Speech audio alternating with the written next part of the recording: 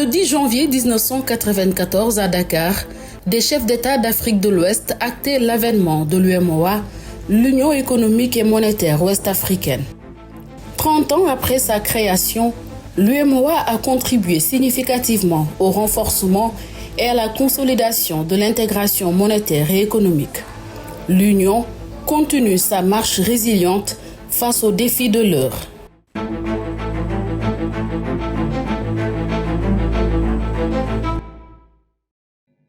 Le 10 janvier 1994 à Dakar, au lendemain de la dévaluation du franc CFA, les chefs d'État et de gouvernement de 7 pays, à savoir le Bénin, le Burkina Faso, la Côte d'Ivoire, le Mali, le Niger, le Sénégal et le Togo, ont pris la décision historique de créer l'UEMOA, l'Union économique et monétaire ouest-africaine. Ils ont été rejoints en 1997 par la Guinée-Bissau. Leur objectif premier était de renforcer la compétitivité des activités économiques et financières des États membres dans le cadre d'un marché ouvert et concurrentiel et d'un environnement juridique rationalisé et harmonisé.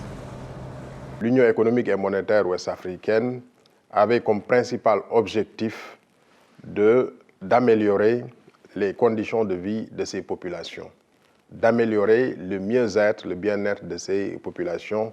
C'était l'objectif fondamental qui était fixé donc par les pères fondateurs et par le traité de notre Union. Et dans ce domaine, il a été décidé de mener des politiques sectorielles d'envergure dans tous les domaines. Et ce sont ces politiques sectorielles qui devaient permettre de prendre en charge les préoccupations donc de nos populations, de prendre en charge les préoccupations de façon plus générale des acteurs de la vie économique et sociale et propulser notre union, nos économies, nos États dans une ère de développement. On crée la commission de l'UEMOA.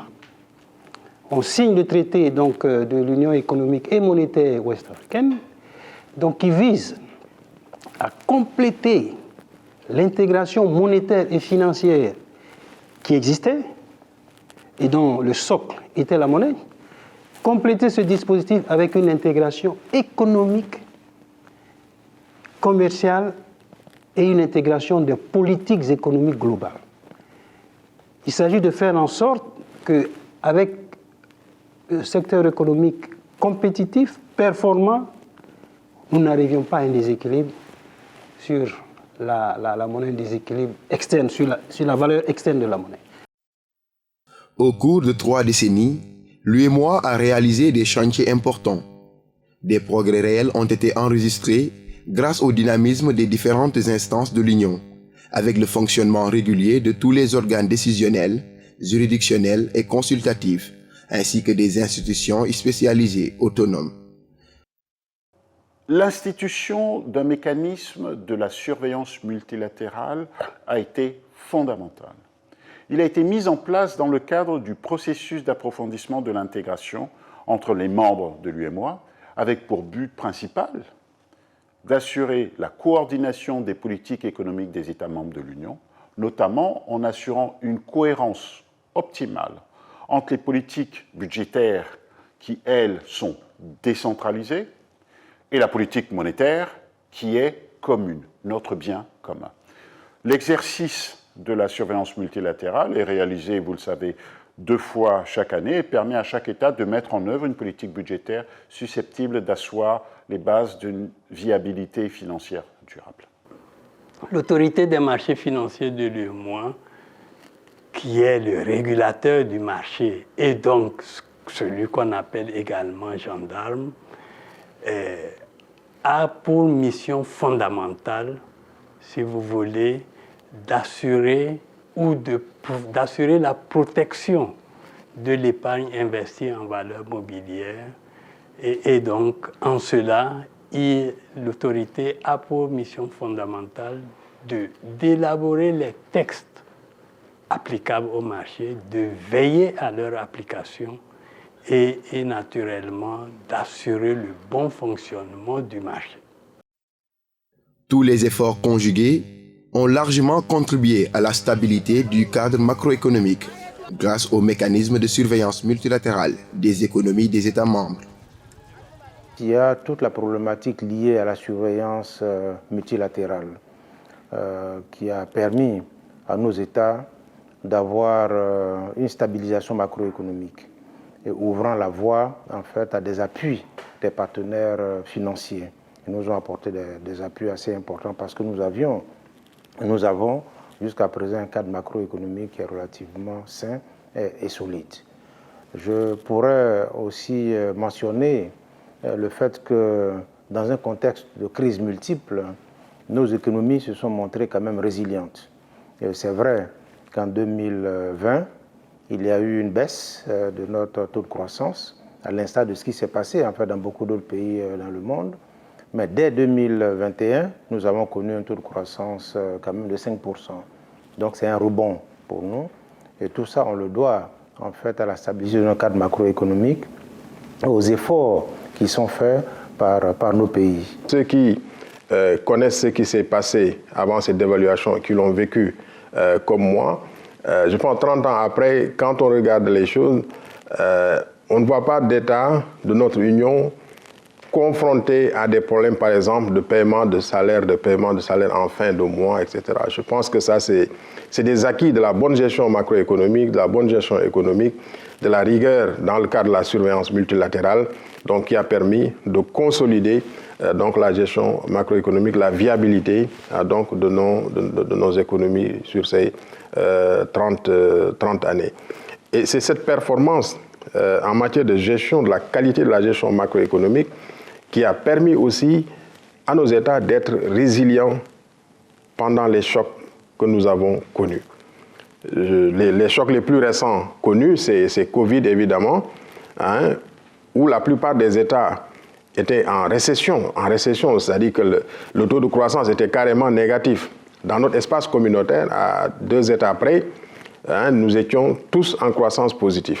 On était à 1,8 sur l'Union, plus 1,8 de taux de croissance positif. Alors que dans la plupart des pays du monde, même parmi les plus grands, les taux de croissance étaient négatifs. Donc il y avait cette récession. Nous avons pu résister, et cela grâce à la qualité de la gestion macroéconomique de notre Union. L'UEMOA a aussi avancé dans la mise en place d'un marché commun avec l'entrée en vigueur de l'union douanière, l'instauration entre les États membres du principe de libre circulation et du droit d'établissement pour les professions libérales au sein de l'espace communautaire. Nous avons un marché commun, tarif extérieur commun. Nous appliquons le même tarif à l'entrée du territoire communautaire dans tous les États membres de l'UEMOA. Donc je pense que cela est important. On essaie de traiter toutes nos populations de l'Union, hein, cette population qui fait aujourd'hui plus de 130 millions d'habitants, de la même façon vis-à-vis de l'extérieur. Et ce tarif extérieur commun est un élément capital. Et les acquis que nous avons dans ce domaine-là devraient être un atout pour nous dans la perspective de la ZLECAf. Un marché commun qui fonctionne bien, c'est la libre circulation, aussi bien des biens et des services, des capitaux, mais également des personnes. Et cela est fondamental. Et du point de vue des textes, le nécessaire a été fait. Les textes communautaires ont été adoptés de façon générale pour faciliter la libre circulation à l'intérieur de notre espace communautaire, hein, de façon générale. Mais des textes plus spécifiques ont été pris également pour permettre d'assurer le droit d'établissement pour un certain nombre de professions. Dans le domaine de la médecine, par exemple, c'est un domaine qui est important. Dans le domaine de l'architecture, je crois, c'est un domaine qui est important, et d'autres domaines qui sont prévus par ces textes-là. Pour impulser, soutenir et amplifier les efforts de développement des États, l'UEMOA a adopté et mis en œuvre des politiques, programmes et projets communautaires dans plusieurs domaines d'intervention, en vue de satisfaire les attentes des populations. Nous nous rendions jusqu'à Helcom, à 3 km d'ici, pour recharger nos téléphones. C'est là-bas qu'on partait aussi moudre le mil pour nos repas. Il arrivait même que nos chargeurs soient volés sur place. Nous nous rendions aussi à Madahoun pour pouvoir acheter de la glace. Mais depuis que l'UEMOA nous a installé une plateforme solaire, nous avons de l'électricité. Car maintenant nous chargeons nos téléphones ici Les réfrigérateurs marchent également grâce à cette plateforme solaire. Vraiment, l'UEMOA nous a facilité la vie avec cette plateforme solaire. Aujourd'hui, avec l'énergie, on est content, vraiment, tout se passe très bien comme on le veut. Nos enfants peuvent regarder la télé, on dort sur le ventilateur. Vraiment, aujourd'hui, là, on est bien, on vit bien. Plus avant, on ne peut pas vivre comme ça.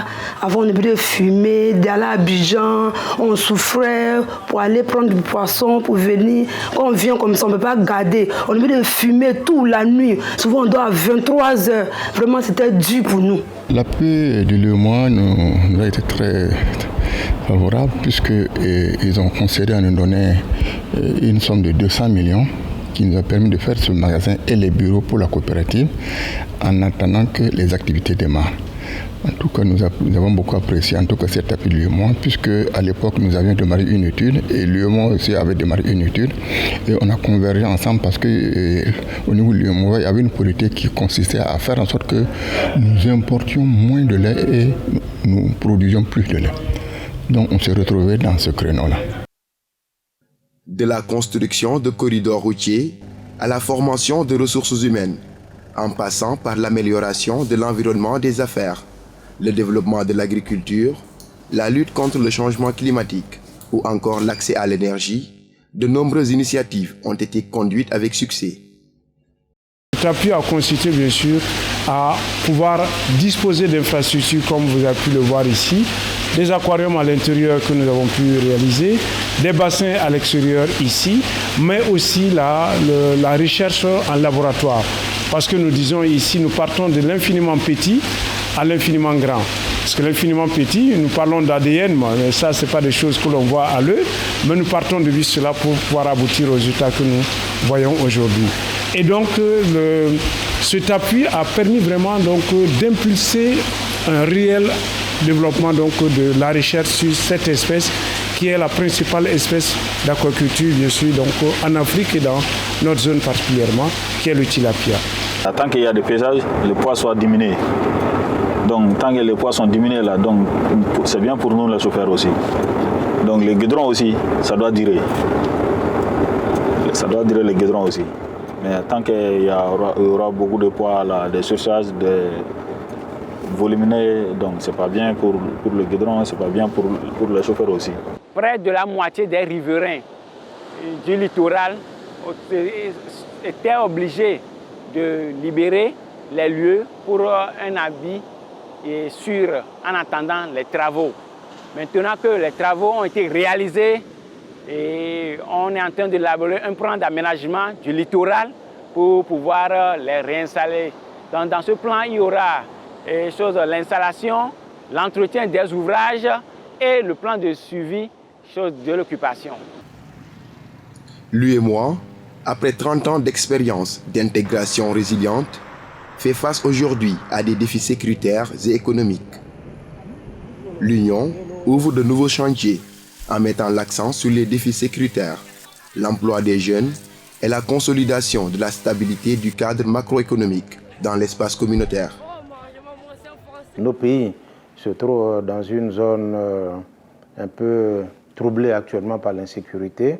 Donc la problématique des questions sécuritaires doit être prise en compte dans tout ce que nous allons faire comme action. Il y a bien sûr également la question de l'adaptation au changement climatique et il y a tout le grand chantier lié à la ZLECAf. C'est la zone de libre-échange continentale. Il faut que nous voyions comment nous pouvons nous inscrire dans cette dynamique-là pour faire en sorte que nous puissions, ensemble, en bloc, contribuer à la consolidation de la ZLECAf. Et puis, bon, bien sûr, un autre défi que je vois, c'est celui qui est lié en fait à la mobilisation des ressources. On en parle souvent. Nos pays ont besoin de développement.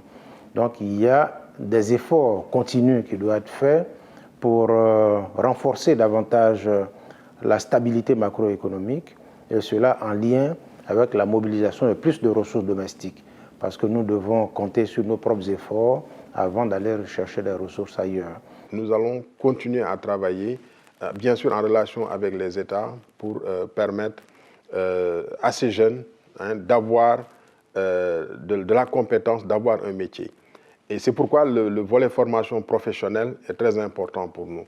Et nous avons mis en place un système de bourse au niveau de l'UEMOA qui permet de financer des cycles entiers. Nous allons renforcer cela. La formation professionnelle aussi. Nous avons initié des projets très importants. Il y a le Profor qui est un projet dans ce domaine-là pour la formation professionnelle des jeunes que nous avons initié avec des partenaires techniques et financiers. Et actuellement, il y a un des partenaires avec qui nous allons signer très prochainement une convention qui va permettre de former dans notre espace plus de 7000 jeunes dans des métiers très pointus au plan, disons, technique. Et je pense que cela est important. Alors, à côté de cet aspect lié à la jeunesse, je l'ai dit au départ, l'agriculture continuera de bénéficier de toute l'attention avec le développement des chaînes de valeur.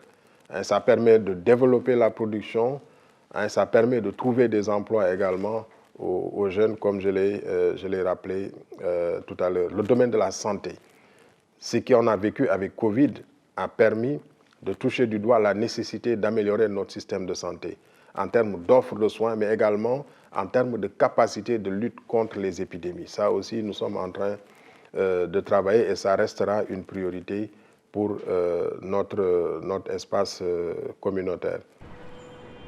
Les organes de l'UEMOA, l'Union économique et monétaire ouest-africaine, ont engagé des réflexions en vue de se doter d'une vision prospective.